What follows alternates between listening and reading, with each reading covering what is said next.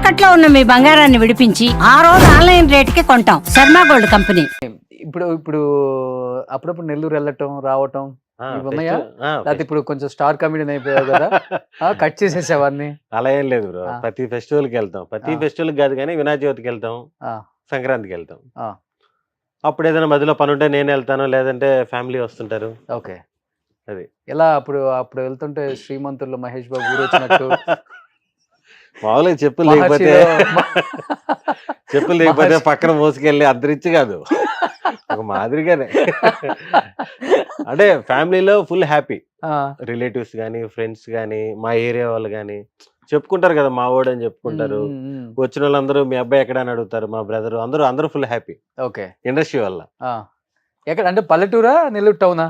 టౌనే, town కాదు పల్లెటూరు కాదు, నెల్లూరు నుంచి ఒక 3-4 కిలోమీటర్స్ అంతే. ఓకే, ఏది? కొత్త కాలువ. కొత్త కాలువ అంటే నెల్లూరే, అది అర్బనే, విలేజ్ కాదు. ఓకే, కాకపోతే ఒక చిన్న పక్కకు ఉంటుంది పల్లెటూరు లాగా. పల్లెటూరు లాగేం లేదు, అంటే నెల్లూరు నుంచి ఇప్పుడు 3-4 కిలోమీటర్స్ అంటే ఎంత దూరం, పక్కనే కదా. ఓకే, సో ఈ రెండింటికి అయితే పక్కా వెళ్తావు. పక్కా వెళ్తా. కానీ నెల్లూరులో యాక్టర్స్ తక్కువ మంది కదా మొత్తం ఇండస్ట్రీలో ఉంది. ఇప్పుడు వాళ్ళు నాకు తెలిసి ఎవరు లేరు అనుకుంటా. ఎందుకు లేదు? ఆర్పి గారు ఉన్నారు. మర్చిపోయిన, ఆర్పి తిరుపతి. చెప్పపోయావంటే నీకు రేపు ఎల్ఈడిలో వాయిస్తాను నీ ఫోటో పెట్టి. ఆర్పి తిరుపతి కింద వస్తారు కదా అని డౌట్ నాకు. వెంకటగిరి కదా, పక్కా నెల్లూరు కదా. నెల్లూరు. నన్ను ఎప్పుడు అడిగినప్పుడు వెంకటగిరి నాయుడుపేట ఏదో చెప్పినట్టు. ఆర్పి గారు క్షమించొద్దండి ఇలాంటి వాళ్ళని మీరు. లేదు, ఆర్పి నాకు టచ్ లో ఉంటాడు, అప్పుడప్పుడు మాట్లాడుతుంటాడు. అంటే ఇప్పుడు వాళ్ళు అంటే మీ ఇద్దరం అనుకోవచ్చు. ఇంకెవరున్నారు? డైరెక్టర్లు ఉన్నారేమో. రమణారెడ్డి గారు ఉన్నారు, పాత ఆయన. నెల్లూరు అనగానే ఫస్ట్ ఆయనే గుర్తొస్తాడు, రమణారెడ్డి గారు. మా ఏరియా సైడ్ ఆయన విగ్రహం కూడా ఉంటది, స్టాచ్యూ. మీ ఇద్దరు కలిసినప్పుడు కూడా నెల్లూరు స్లాంగ్ ఉంటుందా ఆర్పి నువ్వు? లేకపోతే కలవడం ఏం లేదు, ఎప్పుడో ఒకసారి ఫోన్ అంతే. మనోడు ఏదైనా ఈవెంట్స్ ఏదో పెట్టినప్పుడు, నెల్లూరు చేపల పులుసు అని అవి పెట్టినప్పుడు ఫోన్ చేసేవాడు. తిన్నావా చేపల పులుసు? స్టార్టింగ్ లో తిన్నా, పెట్టిన కొత్తలో. ఇప్పుడు ఇంకోటి వచ్చి నెల్లూరు కొండ చేప అని. అవునా? తెలీదు. మీ నెల్లూరు వాళ్ళు ఎక్కడ ఉన్నా కానీ వదలరు. అంటే ప్రపంచం అంతా హైదరాబాద్ ని బయటికి వెళ్తేనేమో మీ ఆంధ్ర తెలంగాణ వాళ్ళు అంటారు, ఎక్కడికి వచ్చినా ఏదో ఒకటి చేసేస్తుంటారని. కానీ నెల్లూరు వాళ్ళు తెలుగు కలలు కదా బాగా. ఎలా చెప్పావు? ఏమో, హైదరాబాద్ లో ఎక్కడ చూసినా సరే, రియల్ ఎస్టేట్ లో చూసినా, ఏ పెద్ద పెద్ద బిజినెస్లు చూసినా నెల్లూరు వాళ్ళదండి, ఇది వాళ్ళదండి, వీళ్ళదండి అని చెప్పి మొత్తం చెప్తుంటారు. సుమన్ టీవీ కూడా నెల్లూరు వాళ్ళదే. అవునా? ఓకే, అలా అయితే తెలియదు. మా నెల్లూరులో సుమన్ టీవీ బాగా యాక్టివ్ గా ఉంటారు. ఈ సినిమా దగ్గర నాకు అన్నిటి దగ్గర సుమన్ టీవీ నుంచి కనిపిస్తుంటారు, నెల్లూరులో వీడియోస్ చేస్తుంటారు. నేను మామూలుగా అన్ని దగ్గర సుమన్ టీవీ ఉంది అలా అనుకున్నాను, కానీ నెల్లూరు వాళ్ళు సుమన్ టీవీ అని తెలియదు. నెల్లూరు వాళ్ళు. ఓకే, చెప్పాను మీ నెల్లూరు ఆయన వస్తున్నాడు ఇప్పుడు ఇంటర్వ్యూ కానీ. కానీ ఎంత కాదనుకున్నా కానీ ఒక హ్యాపీనెస్ అంటే, ఎటువంటి బ్యాక్గ్రౌండ్ లేకుండా ఎంత సాధించావు కదా. చిన్న అచీవ్మెంట్ అయితే కాదు నీది. డెఫినెట్ గా ప్రౌడ్ గా ఫీల్ అవ్వాల్సిందే. మనకు ఉండదు కానీ ఒక 10 years లో ఒక డికెట్ లో ఎంత సాధించాము అంటే, మన చుట్టూ ఉన్న వాళ్ళకి, మన ఫ్రెండ్స్ కి, లేకపోతే మనల్ని రెగ్యులర్ గా చూస్తున్న ఇండస్ట్రీ వాళ్ళకి కూడా, పెద్ద పెద్ద హీరోస్ కి, డైరెక్టర్స్ కూడా ఉంటుంది డెఫినెట్ గా. అరే మనం ఎంత కష్టపడ్డాం కదరా, వీడు ఇలా వచ్చి ఇలా లేచాడు ఏంట్రా అంటారు. ఇలా వచ్చి ఇలా లేచేది ఒకటే చూస్తారు కానీ ఈ 10 సంవత్సరాలలో పడ్డ స్ట్రగుల్ ఎవరికి తెలియదు. ఆ స్ట్రగుల్ మన ఇండస్ట్రీ వాళ్ళకి, మీకు ఎలా అయితే తెలుసో ఇండస్ట్రీ వాళ్ళందరికీ ఒక ఐడియా ఉంటుంది. అవును, బయట వాళ్ళకి టక్కని తెలియకపోవచ్చు కానీ అదే ఉందిలే అన్నట్టు ఉంది. కానీ దీంట్లో ఒక మాదిరిగా ఇంత ముందుకు రావడం అనేది కూడా అవును కష్టం. మొత్తానికి ఫైనల్ గా ఎలా అయితే స్టార్ట్ అయ్యామో, సంబంధం లేకుండా ఇంత దూరం వచ్చామంటే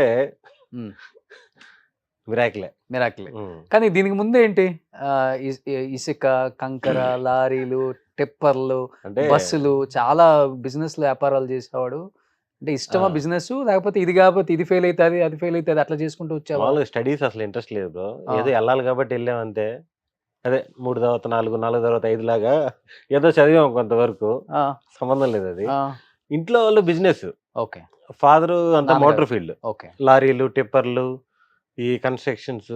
నాన్న ఓన్ బ్రదర్ కూడా మా నాన్న ఇద్దరు కలిసే చేస్తుంటారు. ఇప్పుడు బస్సులు పెట్టున్నారు మా బ్రదరు, పీకే ట్రావెల్స్ అని పెట్టున్నారు. వాళ్ళంతా బిజినెస్, ఎప్పటి నుంచో బిజినెస్. నాకు ఏదో ఆ గోల్తో నేను స్టార్టింగ్లో ఈ సిమెంట్ రాళ్ళని మీసేవ అని వాళ్ళ ఫీల్డ్లో తిరిగే కొద్ది రోజులు, చాలా కొద్ది రోజులే. ఆ తర్వాత మీసేవ పెట్టుకుంటాను, మీసేవ పెట్టాను. ఆ చిన్న చిన్న బిజినెస్లు అన్ని చేసి లాస్ట్కి ఇటు వచ్చేసి మీ సేవ మీసేవ. ఇప్పుడు మీసేవ ఉంది. ఇప్పుడు మీ సేవ ఉంది. నేను పెట్టేటప్పుడు ఈ సేవ నుంచి మీ సేవకి అప్పుడే మారుతుంది. ఓకే, ఫస్ట్ మీ సేవ పెట్టినవాడు నువ్వైతే. ఫస్ట్ మీ సేవ నెల్లూరు బ్రాంచ్ నాదే. ఓకే, ఫస్ట్ పెట్టింది అన్ని మీ సేవ బ్రాంచ్లకి ఫర్నిచర్ వస్తుంది కదా, అన్ని ఫర్నిచర్ నా దగ్గరికి వచ్చి తీసుకుపోయేవాళ్ళు. ఓకే, ఫస్ట్ బ్రాంచ్ నాదే. చాలా హైప్ లో అనుకొని పెట్టాను, అది చాలా గ్రాండ్ గా పెట్టాము. నెల్లూరు ఎమ్మెల్యే వచ్చి ఓపెన్ చేశారు. పెళ్లి చేసినట్టు అందరిని పిలిచి గ్రాండ్ గా ఓపెన్ చేసాము. మొత్తం ఏసీలు అద్దాలు అన్ని పెట్టి చేసాం. మన షాపులన్నీ ముందుండేటి అంతా చేసి ఓపెన్ చేసి గ్రాండ్ గా 1 month తర్వాత చెక్ వచ్చింది. చెక్ వచ్చి మా నాన్న చూసి 1850 రూపాయలు వచ్చింది. చెక్ చూసి మా నాన్న, ఈ షాప్ రెంట్కి ఇస్తే 10,000 వస్తుందిరా, కరెంట్ బిల్ 3,000 వచ్చింది, ఏం చేయాలరా ఈ చెక్. అట్లాంటి బిజినెస్ అన్నీ చేసాం. ఓకే ఓకే, అంటే కాంప్లెక్స్ మీదే, సొంత కాంప్లెక్స్ నెల్లూరులో. ఓకే, కాంప్లెక్స్ అంటే అక్కడ మెయిన్ రోడ్ మీద షాపులు ఉన్నాయి. ఇప్పటికి మీ వస్తుంటాయి. ఓకే ఓకే, అదే బ్రదర్ కి నాకు. ఓకే, ఎన్నుంటాయి కాంప్లెక్స్ మొత్తం నెల్లూరులో? కాంప్లెక్స్ ఏం లేదు, మెయిన్ రోడ్ మీద ఇటు ఒక 6 ఇటు ఒక 4 10 షాపులు ఉంటాయి. 10 షాపులు నెల్లూరులో? 10 షాపులు అంటే పెద్ద విషయం కదా. రెంట్లు ఎన్నో వస్తాయి? ఒక మాదిరిగా వస్తాయి. అప్పుడులోనే 10,000 వస్తాయి అన్నాడు మీ నాన్న. పర్వాలా. అదే సినిమాల్లో సంపాదించే తక్కువే, నువ్వు నీ సంపాదన ఎక్కువ వస్తుంది బయట ఇప్పుడు. నా చేతికి ఏం రాదు సంపాదన. అంటే మనకు వచ్చే సంపాదన ఏముంది, అది వచ్చినట్టు ఈఎంఐలు వెళ్ళిపోతా ఉంటాయి. అందుకే షాప్కి ఎంత వస్తుందని కూడా క్లారిటీ లేదు. కొన్ని పెద్ద షాపులు, కొన్ని చిన్న షాపులు అలా ఉన్నాయి. ఓకే ఓకే, ఇల్లులు ఉన్నాయి. సో బస్సులు నడుస్తున్నాయి? బస్సులు మా బ్రదర్ రీసెంట్ గా పెట్టారు, లాస్ట్ పీకే ట్రావెల్స్. పీకేఆర్ ఫాదర్ పేరు. పీకేఆర్. ఓకే, 100 బస్సులు దాకా ఉంటాయి? లేదు, ఒక 4 బస్సులు పెట్టారు మొన్నే. పెట్టి స్టార్ట్ చేశారు ఫస్ట్ సులూరుపేట, బెంగళూరు అలాగా. కానీ బస్సులు బాగుంది ఇప్పుడు అసలుకి. యాక్చువల్ గా మోటార్ ఫీల్డ్ ఇవన్నీ ఏదో ఇంట్రెస్ట్ మీద తిప్పడం తప్ప పెద్దగా ఏం మిగలవు, అంతంత మాత్రమే. ఓకే, అంటే ఫ్రైడే, సాటర్డే, సండే జరుగుతాయి అంతే. ఇంకా మిగతా 3 రోజులు ఒక మాదిరిగానే జరుగుద్ది. ఓకే ఓకే, ఇప్పుడు బస్ చేయాలంటే కూడా 60-70 లక్షలు అవుతుంది కదా ఈజీగా. ఏసీ బస్ అంటే మల్టీ ఎక్సెల్ స్లీపర్స్. మీ అన్నీ అవే కదా? అవును. సో ఇప్పుడు ఇంటికి వెళ్ళాలనుకుంటే కూడా హైదరాబాద్ నుంచి హ్యాపీగా వెళ్ళిపోవచ్చు. హైదరాబాద్ కాదు, బెంగళూరు. ఎక్కువ బెంగళూరు సర్వీస్. సులూరుపేట, బెంగళూరు పెట్టారు. ఫస్ట్ 6 నెలలు అయింది కదా, 6 నెలలు 4 నెలలు అయింది. ఓకే, ఈ జర్నీ అంతా చూసుకొని ఆ రూట్ బాగుందా, ఈ రూట్ బాగుందా నిదానంగా పెంచుకుంటారు. నేను యాక్చువల్ గా మీకు బస్సులు ఉన్నాయి అనుకుంటే కొన్ని సుదర్శన కనపడుతుంటాయి. సో నీ పేరుతోనే పెట్టేసుకుందామే అనుకున్నా. లేదు. సో పీకేఆర్ మంది అన్నమాట. పీకేఆర్ అంటే మాకు ఫస్ట్ నుంచి మా ఇంట్లో లారీలు కొన్నా, టిప్పర్లు కొన్నా, ఏం కొన్నా, జేసీపీలు కొన్నా అన్ని పీకేఆర్ ట్రావెల్సే ఉంటుంది. ఓకే ఓకే, సో ఒక ఆరెంజ్, ఒక కేసీనేని, ఒక పీకేఆర్, అది ఆయన బ్రాండ్ అండి. మొన్నే స్టార్ట్ చేశాడు మా అన్న. అన్నయ్య ఏం చేస్తుంటారు? కన్స్ట్రక్షన్స్, విల్లాస్ కట్టి అమ్ముతుంటారు నెల్లూరులో. ఓకే, ఇంతకుముందు లారీలు ఉన్నాయి. లారీ అసోసియేషన్ ప్రెసిడెంట్ నాన్న ఒకప్పుడు. ఆ లారీ ఫీల్డ్ అలా అలా తగ్గించుకుంటా వచ్చారు. ఇప్పుడు జస్ట్ అవే. ఓకే ఓకే, కన్స్ట్రక్షన్, బస్సులు, జేసీపీలు. చెప్పాలంటే పెద్ద కాందానే. నాకు తెలియదు అసలుకి, నెల్లూరు రెడ్లు కాబట్టి. మామూలుగా నాకు తెలియదు అసలుకి. నాకు అది ఏదో నాకు ఫారం ఇంటికి పోయినప్పుడు తెలుస్తుంటాయి కాబట్టి జేసీపీ ఉంది, బస్సులు ఉన్నాయని తెలుసు. కానీ అది ఎలా జరుగుతుంది, ఎంత వస్తుంది, అసలు ఏంటి దాని మందలు ఏం తెలియదు మనకి. అసలు ఏం పట్టించుకో తెలీదు. మా నాన్న, మా అన్న వాళ్ళే చూసుకుంటారు. ఓకే ఓకే, అది వాళ్ళ బిజినెస్లు అనమాట. ఓకే, నీకు వచ్చే వాటాలో కూడా గొడవాడవు? చిచ్చి, నాకు వాటలే ఉంటది, ఎవరి పని వాళ్ళు అంతే. సో ఇప్పుడు ఇంటికి ఏదన్నా బిజినెస్ కొత్తగా స్టార్ట్ చేస్తున్నావు అంటే సుదర్శన్ బాగా సంపాదిస్తున్నాడు కాబట్టి సుదర్శన్ ఇంటికి ఇస్తాడా, అది ఇంటి దగ్గర నుంచి తీసుకుంటాడా? నేను ఇప్పుడు ఇక్కడికి వచ్చి ఇప్పుడు 2012 వచ్చాను కదా, అప్పటి నుంచి ఇప్పుడు దాకా 1 రూపీ కూడా తీసుకోలేదు ఇంట్లో. ఓకే, అంటే ఇప్పుడు నా సక్సెస్ ఏంటంటే అది రకమైన సక్సెసే కదా. నా సంపాదన, నా ఖర్చులు ఇక్కడ హైదరాబాద్లో ఎన్ని సంవత్సరాల నుంచి ఉన్నా కూడా నేనే చూసుకుంటున్నాను. అది కూడా వాళ్ళకి ఒక మంచి ప్రౌడ్ మూమెంటే. వాడు వెళ్ళాడు, ఏదో కష్టపడ్డాడు, చేసుకుంటున్నాడు అని వాళ్ళ ఫీలింగ్. వాళ్ళు నన్ను అడగరు, నేను వాళ్ళని అడగను. Happy family. కానీ మనం ఈ బిజినెస్ చేసే వాళ్ళకి మనం ఏ ఫీల్డ్ లో ఉన్నా కానీ మళ్ళీ ఈ ఫీల్డ్ ని మర్చిపోలేం.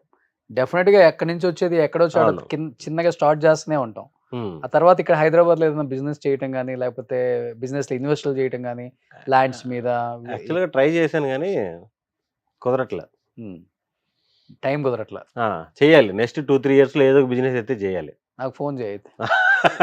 ఖచ్చితంగా ఇంకెవరిని అడుగుతాను నేను. బిజినెస్ టైకూన్ నిన్నే అడుగుతాను ఎవడైనా. నువ్వు ఏం చేసుకుంటావు? బ్యాంక్ బ్యాలెన్స్లు అలానే పెట్టుకుంటావు, ఇంట్రెస్ట్ రేట్లు కూడా సరిగా రావు నీకు. మీలాంటి వాళ్ళ కాన్సెప్ట్ ఎలా ఉంటుంది అంటే, కోటి పెడితే 1,00,000 రావాలిగా మినిమం అని ఉంటుంది, అంతేనా కదా? బిజినెస్ లో అలాగే ఉంటది కదా. కోటికి 1,00,000 కూడా రాకపోతే బ్యాంకులోనే ఆ, పెట్టాలి. అదే చెప్తుంది. నువ్వు 1,00,000 రావాలన్నా నేను 3,00,000 తెప్పిస్తా, అది అంటే 3 రూపాయలు ఒకటి. ఉమ్. ఆ? తీ ఆ 50 కోట్లు బయటికి తీ. తీయదు కదా. వద్దు, ఆ 50 కోట్లకి టీడీఎస్ కట్టమన్నా కట్టలేను ఇప్పుడు నేను. కానీ రెమ్యునరేషన్ కూడా డిమాండ్ ఏమి ఉండదు, ఫ్లెక్సిబుల్గా వెళ్ళిపోతావా? ఆ, అంటే మనకు వచ్చిన అవకాశం చాలా గొప్పది, జాగ్రత్తగా హ్యాండిల్ చేసుకోకపోతే తగ్గట్టు ఎక్కువ డిమాండ్ లేకుండా సిచ్యువేషన్ తగ్గట్టు వాళ్ళు ఇప్పుడు నాకు తెలిసి ఇప్పుడు దాకా ఎప్పుడు కూడా రెమ్యునరేషన్ గురించి సినిమా పోయింది అయితే లేదు నాకు. ఉమ్. పోతే ఇన్ని సినిమాలు అయితే చేయలేం. ఓకే. హ్యాపీగా మాట్లాడుకుంటూ ఒక 10 రూపాయలు అటో ఇటో మాట్లాడుకుంటూ కంఫర్టబుల్ గానే వెళ్ళిపోతుంటాం. అందుకే ఫిక్స్డ్ రెమ్యునరేషన్ అంటూ సినిమా ఇండస్ట్రీలో ఎవరికి ఉండవు ఇంత అని. అవును అవును అవును. ఇప్పుడు మనం డజన్ అట్టిపళ్ళు 40 రూపాయలు అంటే 40కి పోయేటి ఉంటాయి, 20కి పోయేటి ఉంటాయి. అలాగా సినిమాకి తగ్గట్టు వెళ్ళిపోతున్నాం. నువ్వు ఎక్కడ అడిగేస్తావు ముందే చెప్పేస్తా.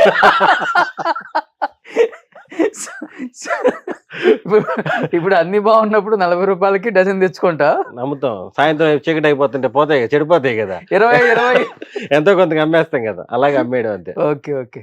బతకనే వచ్చినాడు సుదర్శన్. తప్పలేదు. ఎవరు ఇన్స్పిరేషన్ కామెడీలో అసలుకి?